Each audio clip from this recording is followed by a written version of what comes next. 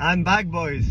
I will be back in motoamerica. I will be back with Ducati New York, HSB K3. Same family that I was in 2021, and yeah, just super happy to be back in that championship that I love so much. Well, that is Loris Baz, who this year, after I think 2 years away, be back into the Moto America grid, racing for the Ducati Warhorse Ducati New York, whatever. They have a long name. The New York Warhorse Ducati Racing HSBK team, whatever. You can look it up if you want.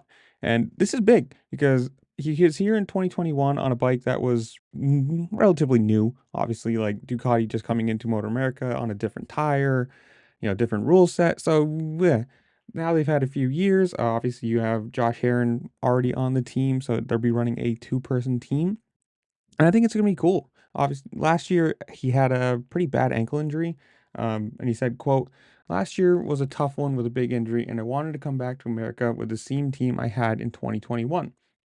I've always said to people I met in the Warhorse HSBK Racing Ducati squad, there's the team name right there, we're the biggest family I've made in racing. We kept in contact during my two World Supercross WSBK years with the hope that we would see each other in the future.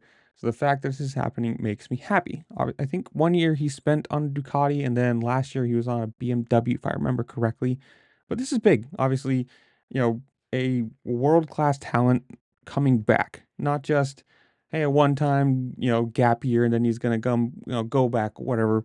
And this year, I think he'll be even more of a competitor or championship competitor because he's got the year already under his belt for knowing the tracks, or at least semi knowing the tracks.